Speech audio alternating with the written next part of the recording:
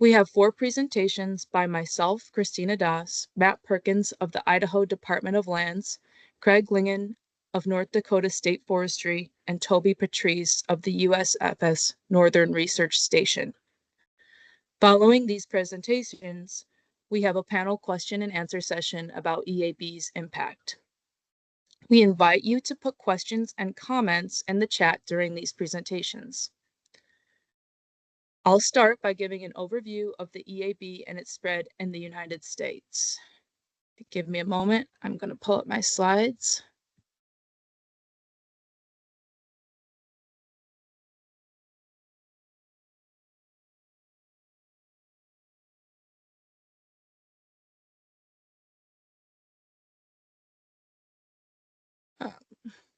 Again, my name is Christina Das, and I'm with the Forest Service, typically working in a forest health group out of Anchorage, Alaska, though currently working with an urban and community forestry group that covers Alaska, Oregon, and Washington. I'm going to do a quick overview of the emerald ash borer spread throughout the United States, North America, and then we'll go from there. One moment. Oh, hold on.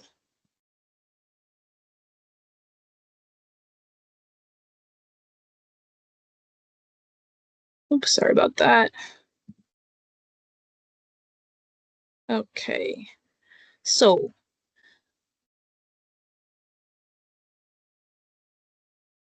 the emerald ash borer is a wood-boring beetle native to Asia. It was first detected in North America in 2002 in southeast Michigan. It most likely hitchhiked a ride on wood packaging materials from its native area. In the 22 years since initial North American detection, the emerald ash borer has been reported in 37 states and the District of Columbia, most recently in North Dakota, and we'll hear about that later in this webinar, and has killed hundreds of millions of ash trees. The time lapse ends in 2023, though, like I said, in the last year, it has been found in North Dakota.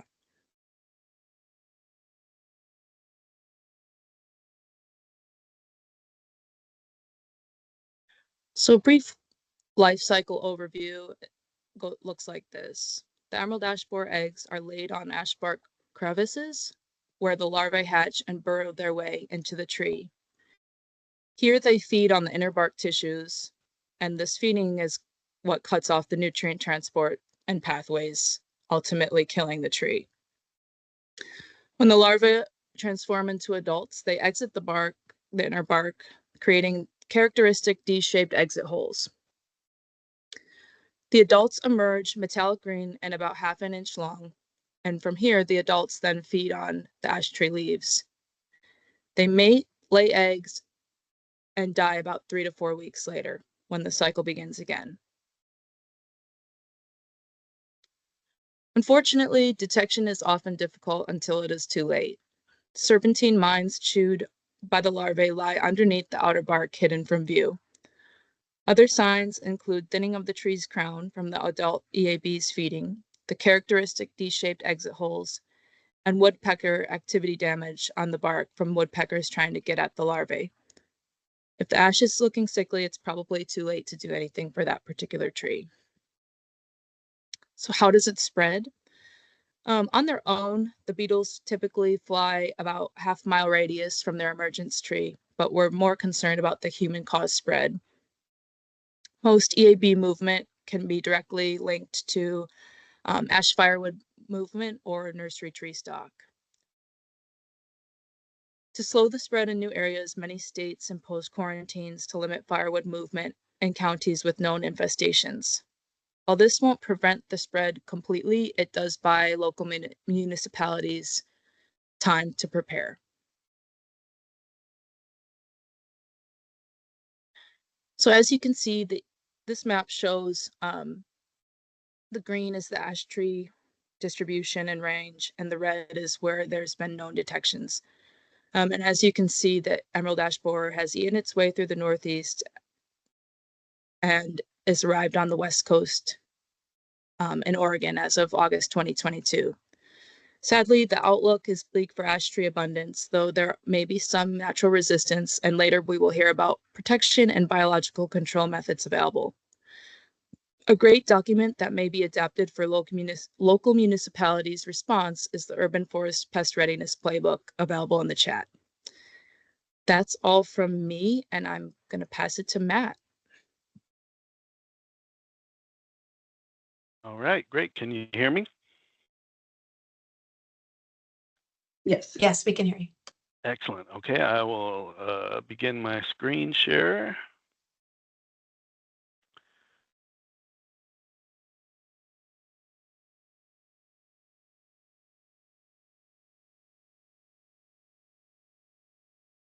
We're a little thing here. Okay, perfect.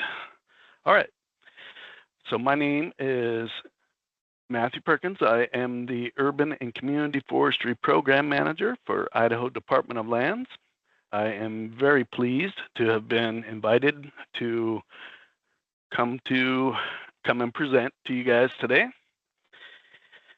So we've been working very closely with our Forest Health Department to start coming up with a plan to monitor and detect possible emerald ash borer infestations in Idaho. So an interesting fact is that Idaho State Department of Agriculture has actually come out and expressed that they don't have any plans to participate in putting any quarantines or kind of taking any serious actions for emerald ash borer in Idaho, because they have their hands full with other invasive pests that actually affect agricultural crops and whatnot. And emerald ash borer is not significant towards agricultural crops like the Japanese beetle or say quagga mussel or whatnot. So with that being said, it's been left up to each of the communities in the state to come up with their own plans, basically. So we've jumped in and started kind of developing a plan for starting to monitor and look for this pest throughout the state and come up with a plan of action. And that's what I will present to you here. Let's see, I'm not getting response from my program. There we go. Okay, so one of the first things that Forest Health did is they created this very handy ID-sized pocket guide for IDing all of the symptoms that are associated with emerald ash borer. And we have this QR code here that you can scan with your phone, and it will take you to our reporting site where you can start kind of practicing. I encourage everyone who has one of these cards and puts it to use, which, by the way, I'd be happy to make available to you if you reach out to me. And you can then start practicing using our reporting site to, even if you're not finding emerald ash borer, it would be a good idea to start practicing. And we still want to know if trees have been looked at and nothing has been discovered. Okay. So one of the unique things about this pocket guide here is you'll see the arrow pointing to a die cut hole that is in the card that is practically the actual size. It's very, very close to the actual size of the exit holes that the emerald ash borer will make. So one of the things that we need to consider here is that we have a native ash pest called the lilac ash borer. Potazesia syringae, I believe, is the Latin name. And they do a lot of damage already to our trees throughout across the state. And the damage that they inflict upon those trees often sometimes mimics or shows the same symptoms that you'll see from emerald ash borer. So we get a lot of interaction with our arborists who are concerned about emerald ash borer, and they report it, and we go and check those trees, and they end up being lilac ash borer. But we still want to hear about those. So that's the nice thing about this die cut hole is, as you can see, we have here one of our cooperators took the card with him to, I believe it was St. Louis, Missouri this year, where he attended some sessions there, and he took some pictures and shared them with me of the actual exit holes on an infested tree or previously infested tree, and how they measured up to our card there. So seems like it's going to work pretty good. And next slide. All right, so when you scan that QR code on the card, it will take you to one of these two places. Now, we've set up a Linktree site where you can get all the information that you need about the emerald ash borer and the efforts that we are working on here in Idaho. So we have information on EAB, and then branch sampling instructions, which the branch sampling method, which I'll talk about here in a minute, is one of the methods that we are pushing forward for helping us to detect and monitor that pest in our state. And then it'll take you right to the reporting portal and other national emerald ash borer information and other contacts, okay? And then we also have a link that will take you to the full instructions for doing branch sampling. All right, so the next thing that we did was we put together, since it's every community for themselves, basically, we needed to have some sort of template for communities to put together their own preparedness plan. So what we did was we put together this template. It ended up having to be put in Word format, so it is fully editable. And the way it's supposed to work is it has all the information that a community will need to start their own preparedness plan and be ahead of that curve for when it does show up in their communities. And they just have to plug in their local information into that. And I'd like to note that, this is just version 1.0 so far. It's still under configuration. We will be updating it as we progress, and I would love to hear everyone's feedback on that. I encourage you to go visit the site and download the document, use it for your own communities and your own programs, and share your feedback with us on how we can make this document better and work better, okay? So just a look inside the table of contents of that document. It shows how to use the template. It covers the biology and life cycle of EAB, the identification, the detection methods, monitoring, speaking of branch sampling, which I'm going to cover here in a second, what to do when you do find that, as far as the different kind of ways that you can develop an incident command system and start doing investigations on your own, and then reporting on it, and then what to do when you do find it as far as treatments. And we even have like a little sample EAB inspection form that you can print out and use to go, when you get called about a possible infestation, you can go and look at the tree, and it tells you all the things to look at while you're inspecting so that you don't forget.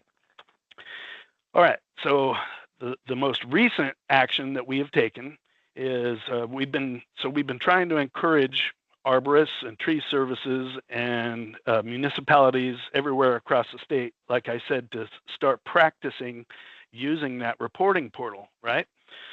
Well, there hasn't been a whole lot of participation in that yet, but we keep pushing it and encouraging people to start using that. So we took it upon ourselves to start initiating a branch sampling program of our own. So what we did was we took the statewide tree inventory. We use Tree Plotter Inventory. It's one of the services we provide to our communities. And we've exported the data from those tree inventories and massaged it into ArcGIS, Survey 123, and kind of filtered out trees that we thought were higher priority or lesser priority, and went even further into it and divided each of those areas where those ash trees are located into square miles. And so for each of those communities, for each square mile, we are sampling 2 trees from each square mile, and we're taking 2 samples from each tree. And then we're going to take them back to a shop and whittle them away, which I will show you the process in the next slide.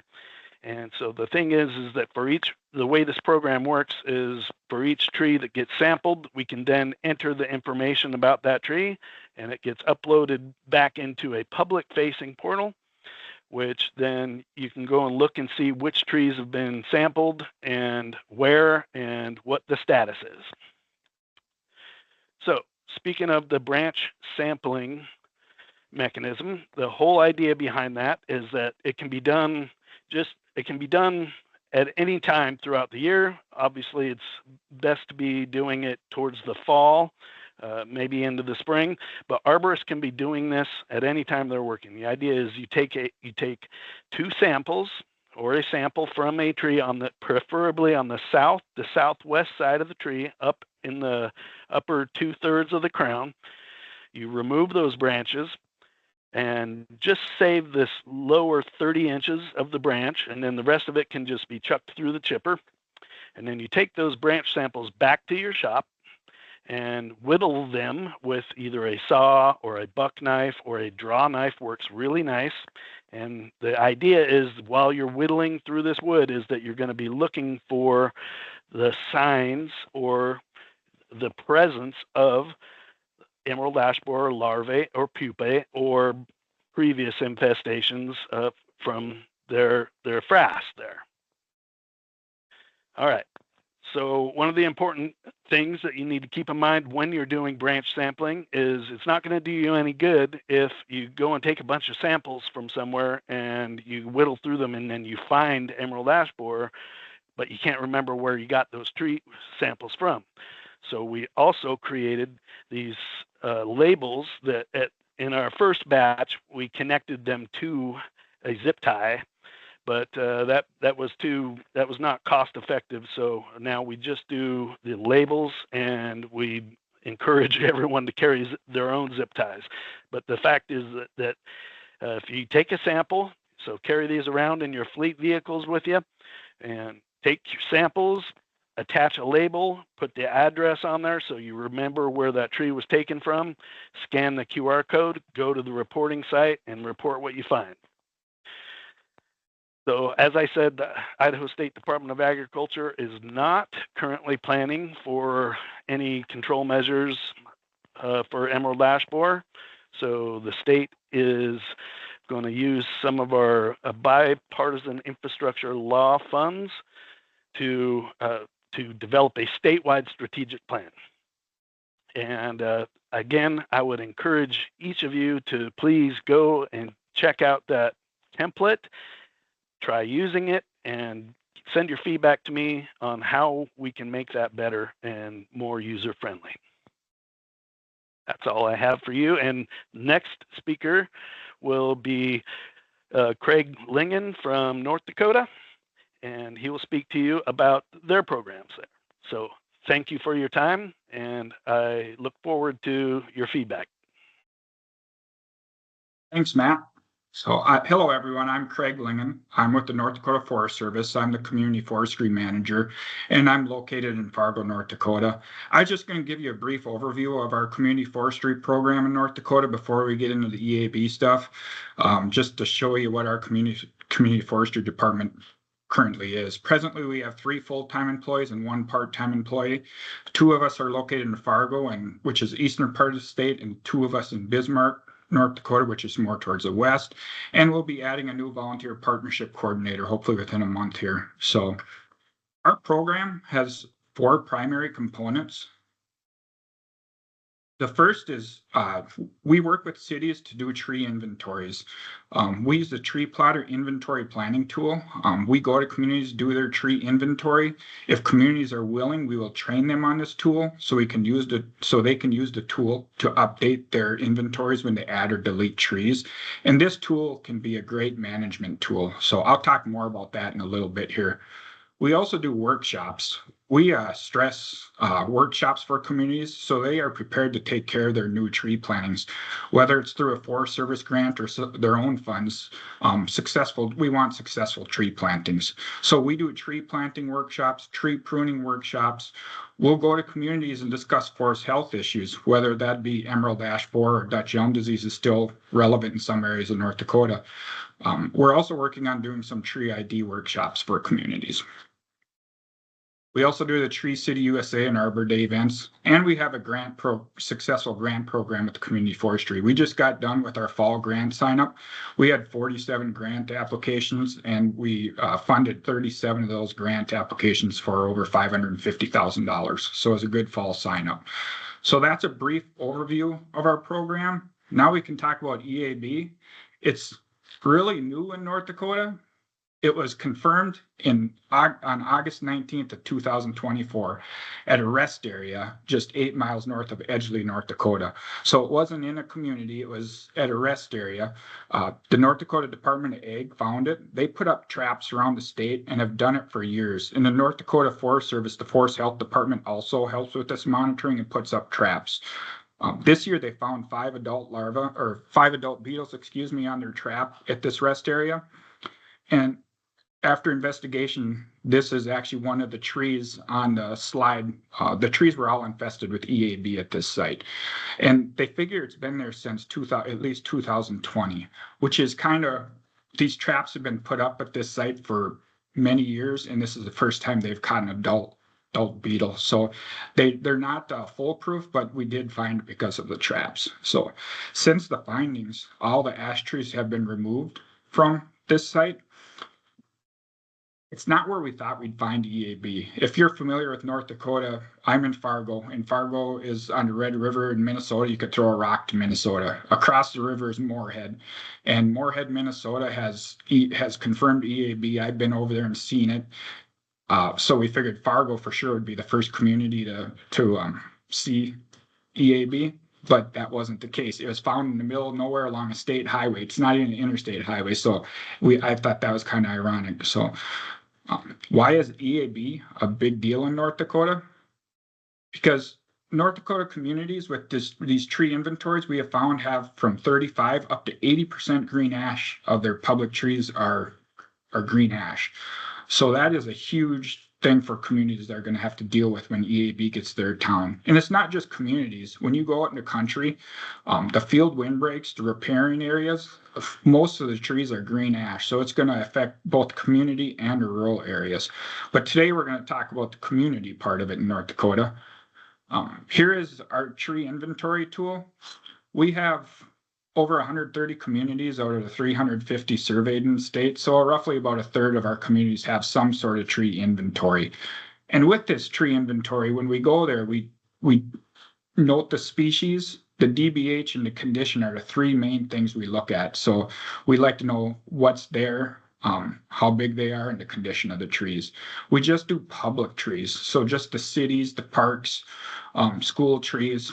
We use the tree plotter tool. Like I said, we have over 100 of the community surveyed, and it helps with management of the communities. This tool here is very important for managing EAB because in order for communities to do the management, they need to know what they have, right? So they can see how many public trees they have, how many of the trees are ash trees, how many of these ash trees are in poor or critical condition. If they know this, they can start preparing for EAB by removing these poor condition critical trees and replacing them with a better variety of trees. We stress to communities that you may have EAB there and it's not been found yet, or it might be 30 years. I wish we had a crystal ball that could say in 2030 you're going to have EAB, but we don't. So the best way to plan for it is to start managing it now. And in North Dakota, removing all the ash trees is not a good management plan because unfortunately, that would remove probably about 50% of our trees. So we do not want to do that, but the tree inventory tool can be a great management tool so we can look at the healthy trees that we maybe want to save and then remove some of those poor condition trees. This tree inventory that you see on the screen, That's Edgeley, North Dakota. They did not have a tree inventory before EAB was found just 8 miles north of their community. So we took the community forestry staff and went down there a couple days this fall and got an inventory done for them. And what we found was there's about 57% green ash that are public trees in Edgeley. So as you can see, they're lacking diversity for trees in Edgeley. This is better than some. I'll show you another one that's worse than this. But with this inventory, they can put together a plan to start dealing with the arrival of EAB. While we were doing this inventory, we did not find EAB in Edgeley. It doesn't mean it's not there. It's very tough to detect in the first couple of years, of course. But from what we've seen, we did not see anything that stuck out as EAB when we were there. I'm going to show you one other community. This is Cooperstown, North Dakota. And this one here is on the higher end of what we'll see in North Dakota, but 79% of the trees are green ash in this community that are public trees. So of the 1,000 trees, there's 773 of them were ash. So unfortunately, a lot of towns are like this in North Dakota. Green ash was a quick growing hardy tree that everyone planted. After the American elms all died from Dutch elm disease, they didn't learn their lesson. They went in and planted green ash and didn't do a diversity like we try to do now. So this is what we're dealing with in North Dakota, and we've got to kind of get to these communities and get a management plan. So when EAB does come to their community, they don't have to deal with losing 75% of their trees. After we finish these tree inventories, we provide communities with a report. So in this report, we do suggestions. The community can follow them if they like, but they're just suggestions that we give them. A lot of them will say increase diversity by removing, some of your poor critical condition trees. One thing we want to stress to communities too is please have an updated tree ordinance, because if you don't have an updated tree ordinance, that it makes it clear who's responsible for the trees. There could be a lot of issues when EAB comes to your community because they're going to want to know who is responsible for removing these trees. So that's just some of the things that the communities can use this TIP report for. So they can also use the TIP report, the tree inventory report, for applying for North Dakota Forest Service grants. We're just getting started with EAB in North Dakota. Some of the larger communities like Fargo, Bismarck, West Fargo, they've been preparing for it pretty well and removing a lot of their trees, their poor condition ash trees, replacing them with better diversity of trees. But helping the smaller communities manage their existing trees is a way that we as the North Dakota Community Forestry Department feel that we can help prepare them for EAB. So that's how we're doing it with North Dakota. These are our contacts up on the screen there. You probably heard enough from me about that. I'm excited to listen to our next speaker, Toby. He'll be discussing some of the research with EAB.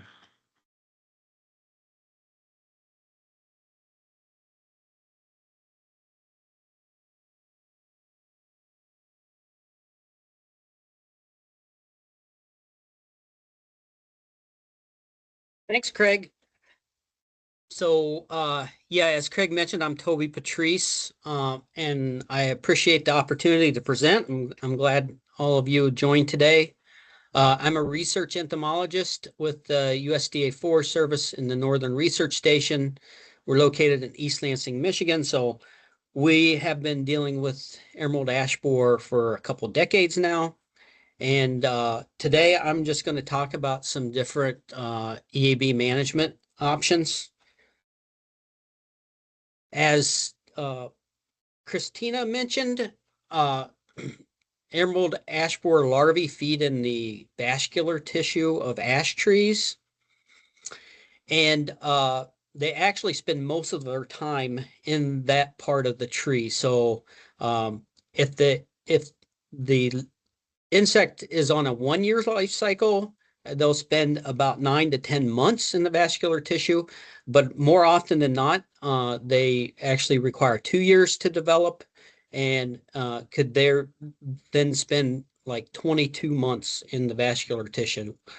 The adults emerge in the summer, but are short-lived, and also the eggs. So this makes managing emerald ash borer quite a challenge.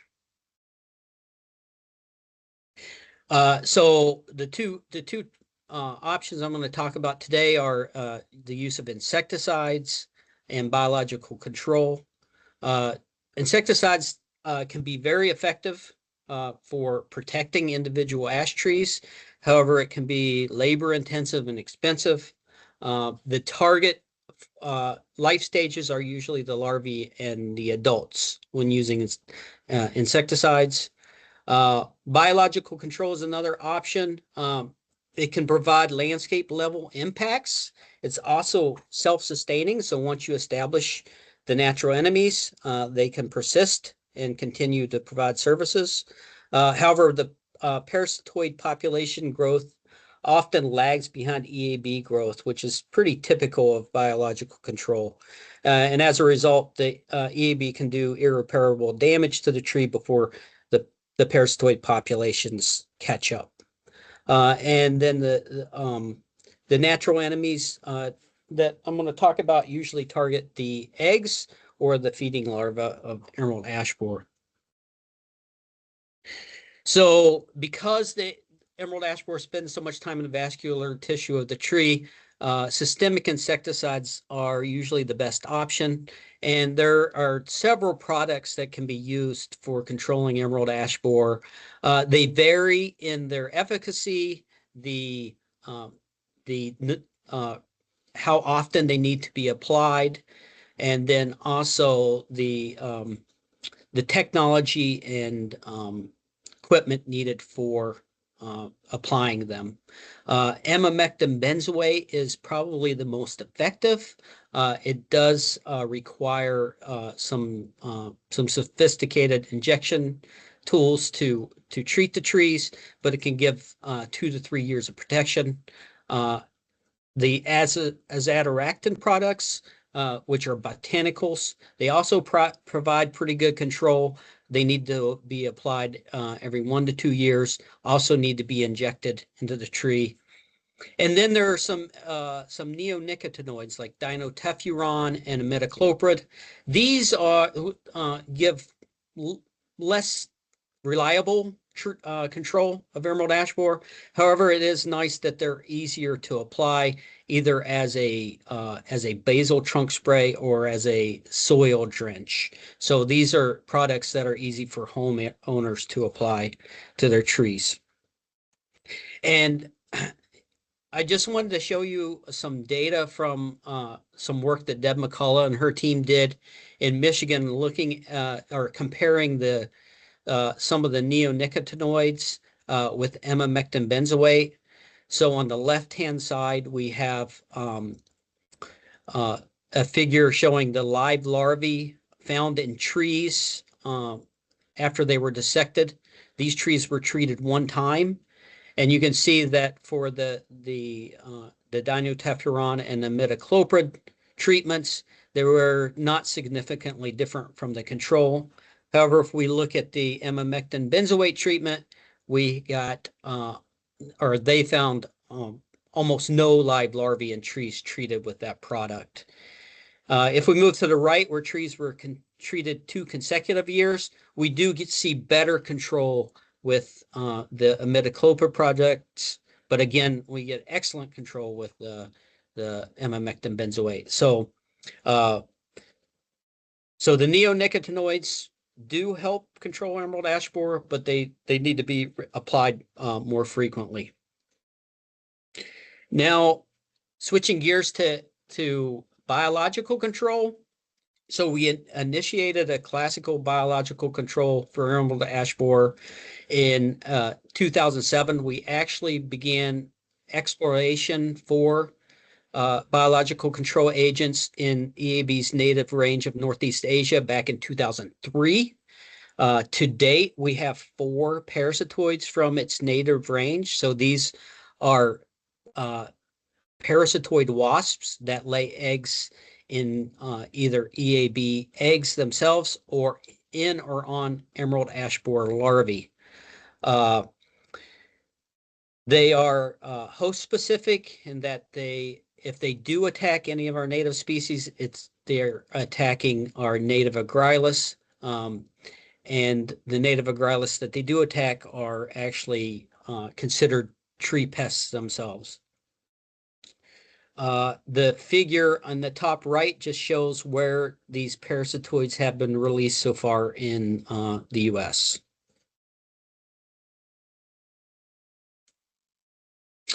So this graph is of data that we collected at sites where we released parasitoids in Michigan. And you can see that the different bars represent the different parasitoid species. And across the y-axis, or the x-axis, we have 6 different study sites where we worked at, and then on the y-axis we have the parasitism from each species, and quite a variation in parasitism rates among sites and species. But if we look at the overall parasitism rates, they range from 20 to 42% overall. And we usually get better parasitism rates from Spathia galena, which was it's actually a newer species from the Russian Far East that attacks emerald ash borer larvae. And then here's just another graph showing the efficacy of the parasitoids. So on the y-axis, we have EAB population growth, and on x-axis, we have the sample year. And so we created this figure using life table data that we collected by dissecting emerald ash borer infested ash trees and looked at the mortality of emerald ash borer over time. And you can see that the population growth of emerald ash borer declined by year at our study sites. Now, part of this has to be attributed to loss in host resources. So the fewer ash trees you have in the landscape, the lower the EAB population is going to be.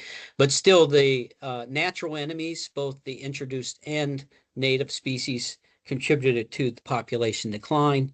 And then if we just simply remove this one species, Spathia galena, you can see what EAB population growth would be like if we didn't have this species in the system. So there's strong evidence that the introduced biological control agents can significantly reduce EAB populations. However, we still have this population growth above 1, and we needed to be lower than that to sufficiently protect ash trees from emerald ash borer. So I also should mention that there are several native species that attack emerald ash borer. The 2 most common species that we see in Michigan are Phasgonophora sulcata and Atenacolis caperdi. These are both parasitoid species that attack emerald ash borer larvae. They actually attack our native agralis species, and when emerald ash borer was introduced, they also started using this host resource. Woodpeckers can also feed on emerald ash borer larvae. They primarily feed on the mature larvae that are in that J larval stage, so they've already completed development. So individuals that are removing from trees have already caused the damage that's going to occur to the trees.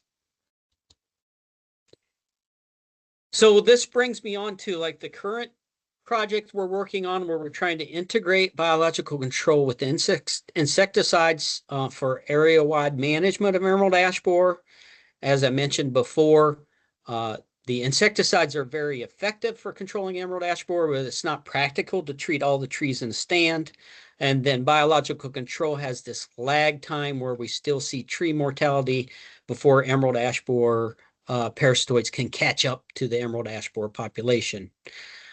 So the strategy behind this is that the treated trees, especially if they're treated with emamectin benzoate, that very effective product, will not attract the parasitoids because they're not going to have larvae in them, and this is going to concentrate the parasitoids on the non-treated trees. The treated trees are going to lower the overall EAB populations in the area, either directly or also cause this neighboring effect or halo effect, where the adults that also must feed on foliage are going to be moving around in the canopies of these trees and some will be feeding on these treated trees and dying, and then not able to infest neighboring uninfested trees. And then we'll have the parasitoids again concentrated on these non-treated trees and helping protect trees in the stand, especially smaller trees. And this is just a little schematic or diagram of how this treatment would work. And we've actually replicated this at several sites in mid-Michigan. We're on our 3rd year, so hopefully this year we'll have some good results. But basically how it works is first the parasitoids are introduced and established in an ash stand. And then after they're established, we treat what we would consider high value trees, whether they're ecologically important, economically, or aesthetically important. To protect them from emerald ash borer, we would treat additional trees in the stand also to help reduce emerald ash borer populations. And then the insecticides are going to protect these larger trees, keep some large trees on the landscape, also help conserve genetic diversity in the stand. And then we would rely on the parasitoids to reduce populations in untreated trees, and especially in these young trees that are going to be filling in these gaps that are where the larger trees were killed by emerald ash borer. Just to finish up here, I just wanted to give you guys some information. If you're interested in obtaining parasitoids for release, you can request them by going onto this site, Map Biocontrol, and then entering the site where you'd like to release them. And then the folks at Brighton, Michigan will go through and select sites. They prioritize new locations, especially new states. You can also email them at this email address here. If you have questions about parasitoids as well, you can email me. But I recommend that you also check out this Emerald Ash Borer Biological Control Release and Recovery Guidelines. It has great information in it about obtaining the parasitoids, how to release them, when to release them, and then how to also confirm their establishment. And then finally, if you're interested in more information about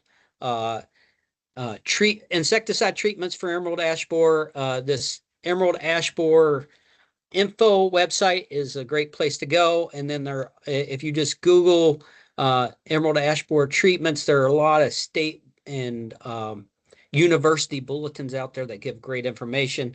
I love this bulletin here from Indiana DNR and Purdue that has this decision tree for deciding, if you want to treat your trees and if you should treat your trees.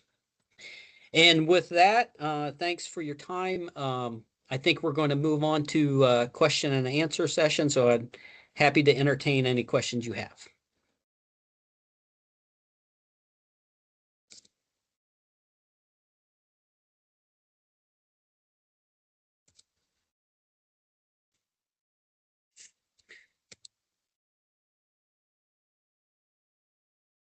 Christina, you're on mute.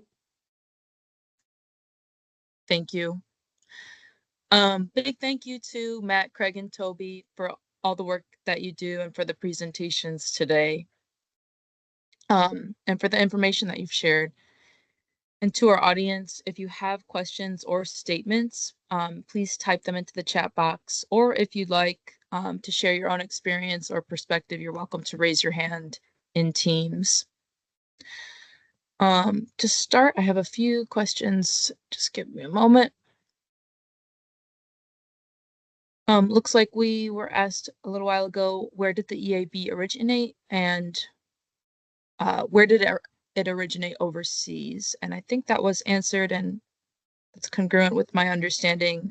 Northern Asia, China, Mongolia, Korea, Japan. Although the exact location hasn't been pinned down for where it came from into the United States. Christina? Yeah.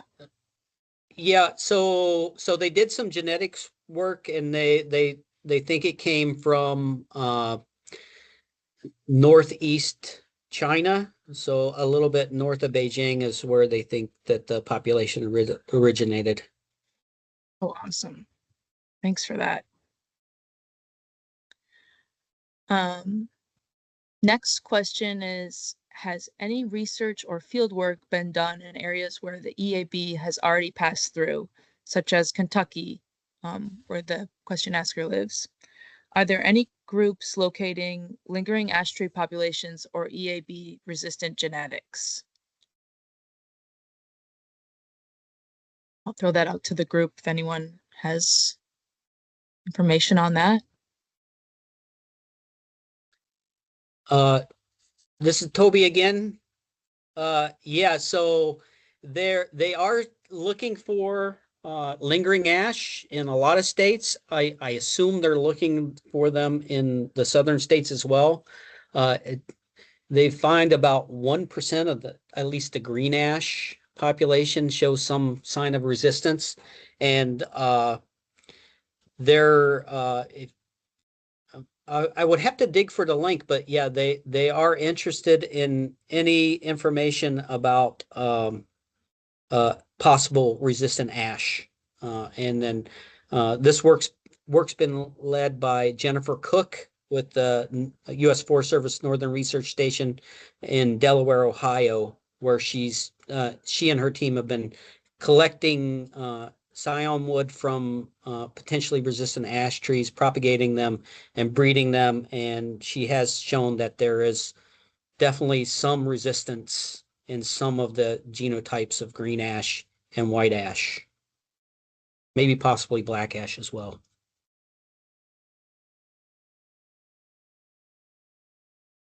Thank you. For Craig, interested in age class distribution of inventoried street tree green ash. In other words, is the projected loss of these trees a significant portion of the street tree canopy coverage, or are they more recently planted trees? Well, fortunately, North Dakota's been preparing for EAB for the last probably 10 years, so there's not a lot of newly planted ash trees. So yeah, they are larger trees.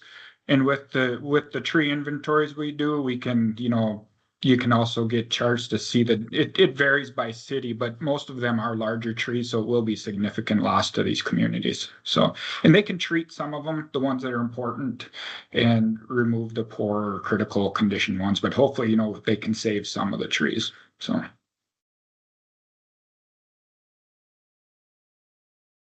Awesome, thank you. There's a question about neonicotinoids, and the person says, I thought neonicotinoids kill bees. I understand that when pesticides are applied correctly, the risk goes down, but I can't count the number of times I've seen people applying pesticides incorrectly. Yeah, one thing to keep in mind about that is that actually ash trees are wind pollinated and are, at least in our area, they typically bloom before a lot of bees are out and active. So I guess they have been shown to still collect pollen from time to time in places, but I don't think that that's a very big concern for bees in emerald ash borer treatments per se. Yeah, that's a good point, Matt. And to add to that, usually the trees are treated after leaf flush and after the pollen's already dissipated or spread. Still a good point to always keep that in mind, though. Yeah, and some states neonics are not legal, so you have to use alternatives. Thank you both. Next question is, do birds or other animals eat emerald ash borers? Well, the woodpeckers certainly go after their larvae. Yeah, absolutely. Yeah, woodpeckers. I mean, I'm sure they're birds by chance are capturing the beetles, the adult beetles, but they are pretty good flyers. So it's pretty hard for them to capture many of them. There is a predatory wasp. I think the genus name is Cercis. I may have the species name, but it's a predatory wasp that actually specializes in this group of beetles, and it actually also captures and feeds emerald ash borer to its offspring. And people have actually capitalized on this and used that species of wasp for detecting emerald ash borer in certain locations. Fortunately, I can't remember. I think the genus name is Cercis, but I can't remember the specific name. Pumapensis or Fumarif. I don't know. Someone on here probably knows. Nice, thank you. Next question is, are the populations of ash in the EAB native range held in check by the wasps? I'm not sure if they mean the native wasps or the biological controls. Or Yeah, in emerald ash borer's native range, actually the ash trees there have co-evolved with emerald ash borer, so they're highly resistant to the beetle unless they're stressed. And that's the same scenario we have with the same genus of beetles here, the Agrylus genus here. Our trees are also co-evolved with our native Agrylus, and they're usually only attacked when the trees are stressed. But the parasitoids do play a role there as well, and they've shown that they do help reduce emerald ash borer populations in North American trees that have been planted in China. So they don't necessarily protect the trees, but they do lower population levels in North American trees that are planted in China and very susceptible to emerald ash borer there.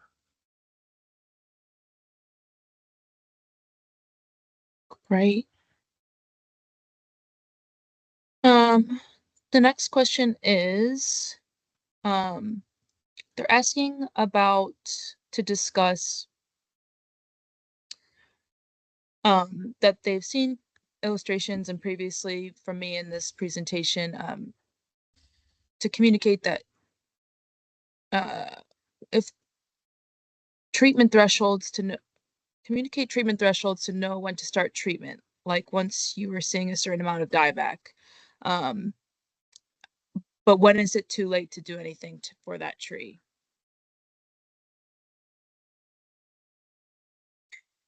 Yeah, I'll have to say I'm not an expert on this, but I know that there are some really good guidelines out there showing, the canopy condition of the tree when it's too it's been too compromised, I guess, by the beetle to effectively treat it.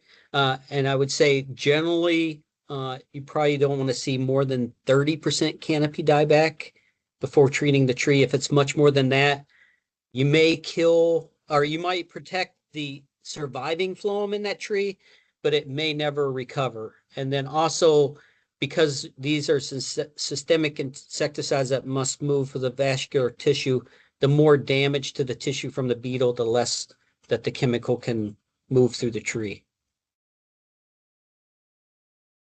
Thank you. We have a question. Once infested trees are detected in a new area, what are the best methods to use for monitoring EAB spread?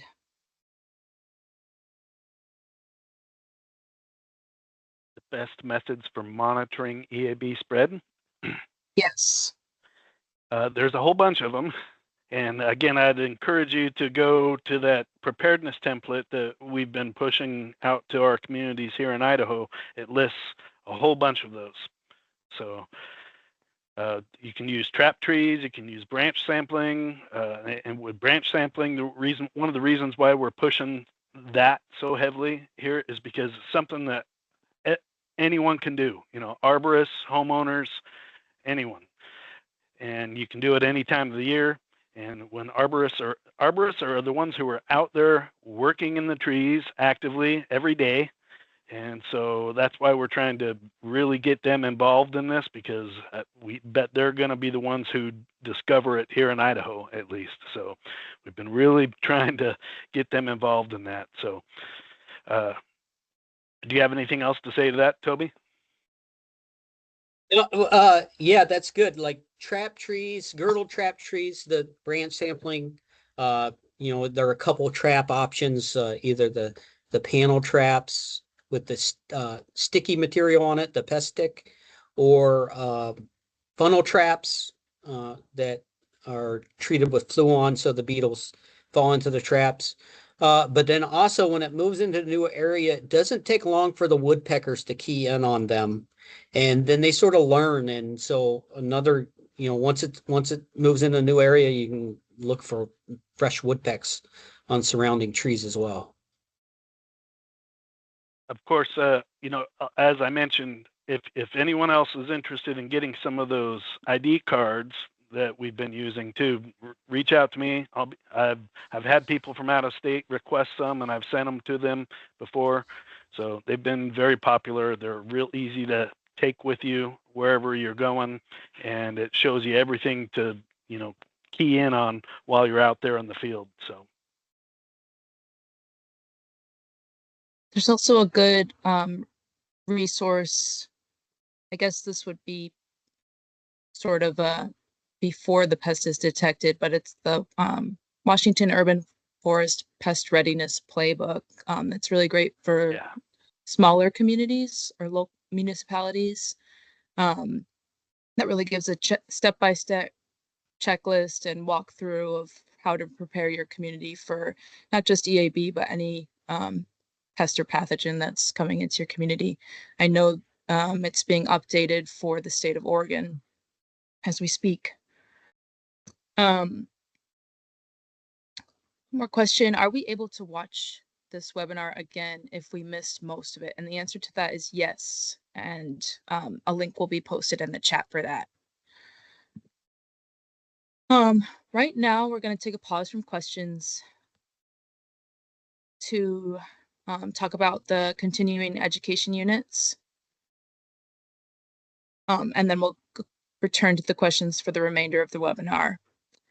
If you are seeking credits for the International Society of Arboriculture or a certificate of participation for today's webinar, please click the link that is being posted in the chat box and fill out the form with your certification number or request.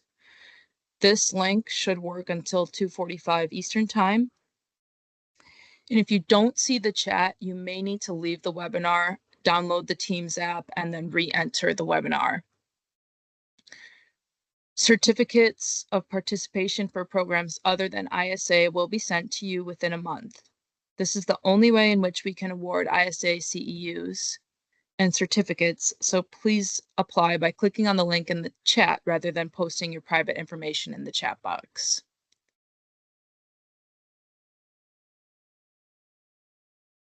Okay. If you need to jump off now, we thank you for your participation and hope to see you at the next webinar on February 12th, 2025, titled Extreme Storms and Community Trees, Preparation, Mitigation, and Recovery. We are pasting a link in the chat to send us feedback on this webinar or the series as a whole. And now we'll get back to questions. I just want to point out that the digital resources presenters shared were pasted into the chat. And to our community, if you have additional questions, please type them into the chat box, or if you wish, you may raise your hand and we'll call on you if you want to speak out loud to us. And presenters, if you don't mind, could you type your emails into the chat, which would make it easy for everyone to reach out to you. And I did see, Matt, you put something in there about for folks to get more information, it would make sense for you to reach out to your State Department of Forestry. Is a great resource as well. Absolutely. Okay, I have a few more questions here. Are there EAB resistant Chinese ashes that could be used in the United States? there's Fraxinus manchurica is an Asian native species that has, at least over here, shown itself to be fairly resistant to that. And there are a few other species that are listed as more resistant than others, but basically the species that are the most prone are, I think, black ash, so Fraxinus nigra, Fraxinus pennsylvanica is the green ash, and then Fraxinus americana, and I think there's discussion around blue ash. Everyone throws out blue ash out there, but careful using common names because the Fraxinus quadrangulata, I believe, is considered a blue ash, but so is Fraxinus excelsior and Fraxinus excelsior Kimberly blue. And some of those, they vary on their susceptibility and resistance. So.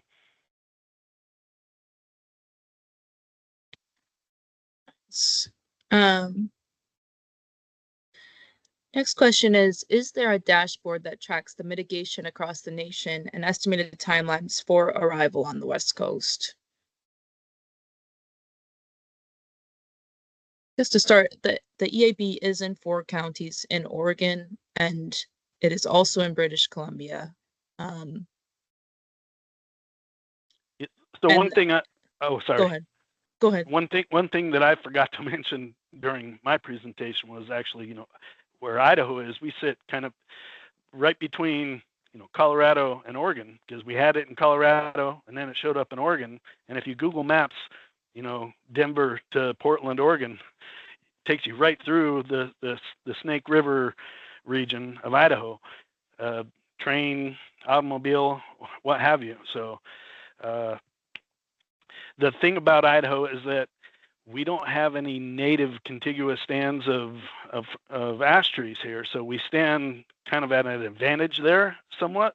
But so at least it's not going to go crazy and decimate, our native stands of ash trees like it has back east, or in Oregon they have their own strain of native ash trees. But in Idaho, where we have ash trees are in our urban areas, and a lot of our urban areas are composed of a high quantity of ash trees in our urban environments, like in North Dakota. So that's where we're going to end up seeing the big problems in Idaho. And I would encourage you to, check out we do have our website up where we are tracking trees that get tested for it. So as soon as one pops up, it'll show up on that map. So I have a question for Craig. What has been the most challenging part of responding to the new EAB infestation in North Dakota? Well, since it's just been found, we haven't really run into a lot of issues, but when it's found in these smaller communities, the big thing is going to be budget, because a lot of these communities under 1,000 people, don't have a forestry budget. So the big challenge is going to be working with these communities so we can figure out a plan to manage it for them. So that to me seems like going to be the biggest issue with North Dakota. So. Yeah, and I've seen, because it's not an agricultural pest, there being like kind of a confusion on it. Does this belong to State's Department of Agriculture or State's Department of Forestry? And who has the jurisdiction over that?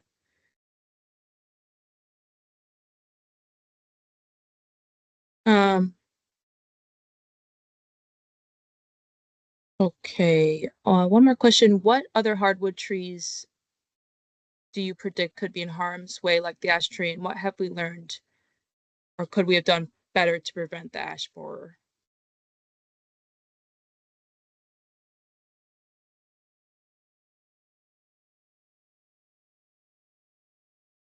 So is the question whether emerald ash borer is going to harm other hardwood trees, or whether we're going to get other invasive beetles to harm other trees?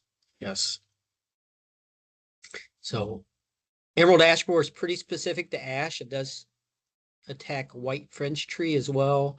And there is evidence that it can reproduce in olive trees, but primarily ash is its host. As far as other invasive agrarilus, yes, there's the potential, definitely potential to have other invasive agrarilus introduced.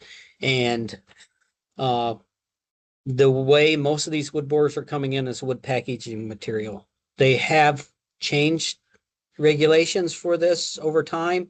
It's reduced the number of interceptions coming into the country, but it has not eliminated them. So there's still always a chance of getting a new invasive pest through wood packaging material.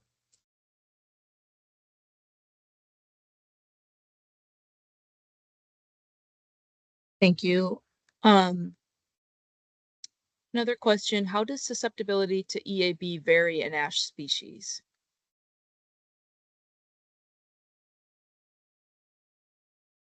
I'm sorry, can you repeat that? Yeah. How does the susceptibility or the effect of the EAB vary across ash species? Yeah, I think I just spoke to that, didn't I? A little bit about, I have a slide on that in another one of my other presentations.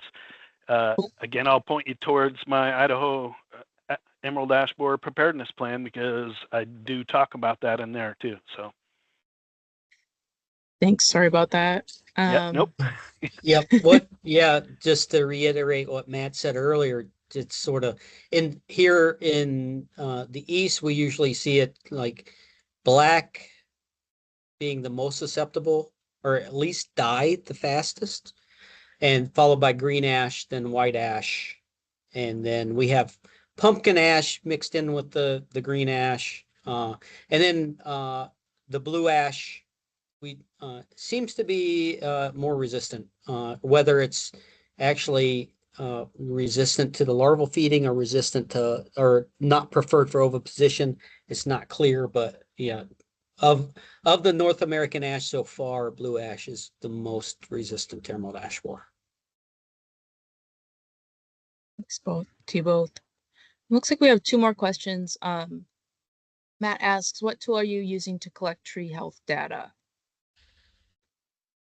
Yeah, let's see. I've responded to that in there. So we are using the ArcGIS Survey 123, but also using the tree plotter inventory system for provided we get that from Planet Geo. It's the same one that Craig is using in North Dakota. So, and it is dependent on cooperation from communities, basically, to whether or not they are actively managing those inventories. So. Thank you. And I think the last question for today, how does the loss of the ash trees affect forest ecosystems? One more time, I'm sorry. The question is, how does the loss of the ash trees affect larger forest ecosystems? That'd be a great question for someone back east. Yeah, it can be very significant in areas that are dominated by ash. So a lot of our watersheds, similar to what Oregon's seeing, a lot of our watersheds were dominated by green ash. And so when we lost those trees, actually we're not seeing a lot of regeneration of trees in those in those sites. We're seeing, herbaceous plants, especially like sedges coming in.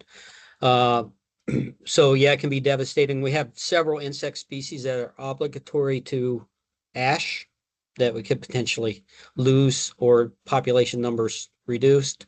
Black ash is probably going to be the most significant though. It's ecologically and culturally important species. And for the upper Great Lakes region, especially areas of Minnesota in particular, they have huge stands of black ash. And in those areas, black ash is really the only tree that can survive. And they've been working on replacement species for those. they made some progress. I think that swamp white oak is like one of the few species that can take the place, if you will, of black ash in those stands, but it's just the way the water table works and the soil type there, it's hard to reestablish trees in those stands.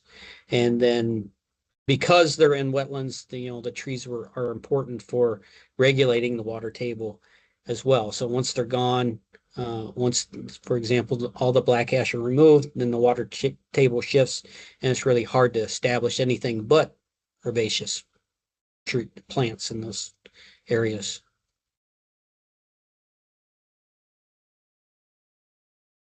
Awesome, thank you.